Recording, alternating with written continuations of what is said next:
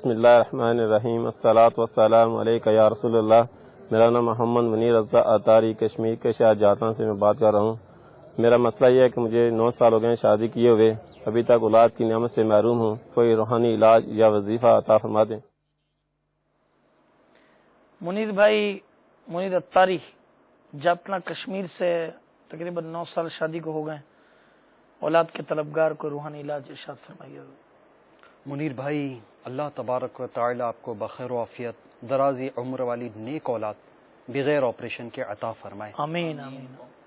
مکتبۃ المدینہ کی مطبوعہ گھریلو علاج میں سے حصول اورات کے لیے قرآنی آیات پر مبنی دعائیں پیش خدمت ہیں، انہیں سن کر ان پر عمل کیجیے، انشاءاللہ عز و جل اللہ کی رحمت سے جلد کرم ہوگا۔ ہر نماز کے بعد آپ دونوں میاں اور بیوی اول آخر ایک بار درود شریف کے ساتھ قرآن کریم میں وارد یہ دعائے ابراہیم علی نبینا و علیہ الصلاۃ والسلام 3 بار پڑھتے رہیے۔ یہ دعا ابراہیم 13ویں پارے کی سورہ ابراہیم کی 41، 40 اور 41ویں آیت ہے، یہ اسے سماعت فرما لیجیے۔ رب اجعلنی مقیم الصلاة ومن ذریتی ربنا وتقبل دعاء ربنا اغفر لی ولوالدی وللمؤمنین یوم یقوم الحساب۔ تو ہر نماز کے بعد آپ دونوں میاں بیوی اول آخر ایک بار درود شریف کے ساتھ قرآن کریم کے پارہ نمبر 13 کی سورہ ابراہیم کی یہ 40ویں اور 41ویں آیت یہ 3 بار پڑھ لیا کریں۔ اس کا ترجمہ ہے کنز ایمان بھی سماعت فرما لیجئے۔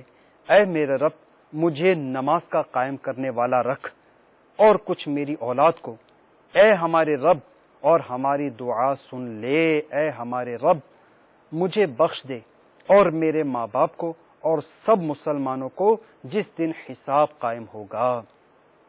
ایک اور دعا، یہ دعائے زکریا ہے۔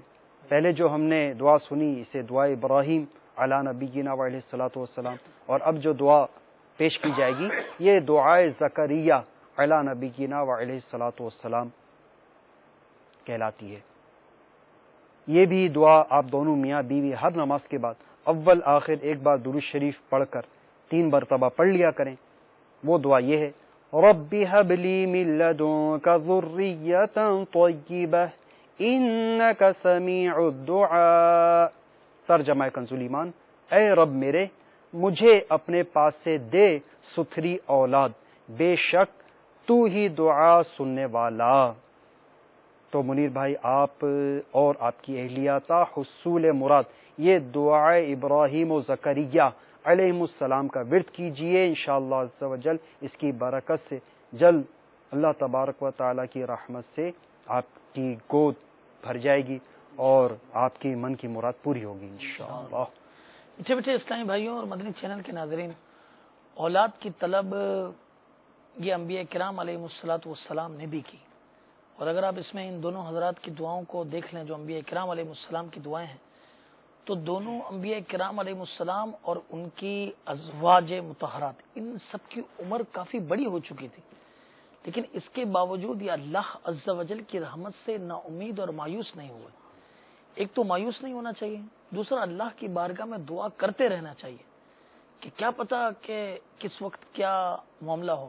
اور ہمارے یہاں پر آج کل یہ بہت غلط ٹرینڈ اور یہ سلسلہ ہے کہ مطلب حضرت یہ میں بہت یعنی عموماً لوگ اس طرح کی بات کرتے ہیں کہ ابھی شادی کو 1 سال گزرتا ہے تو سب کو فکر پڑ جاتی ہے، اور اس طرح پوچھتے ہیں کہ کیا اللہ راضی ہوا، کیا اللہ راضی ہوا، تو معاذ اللہ کیا اللہ پہلے ناراض تھا؟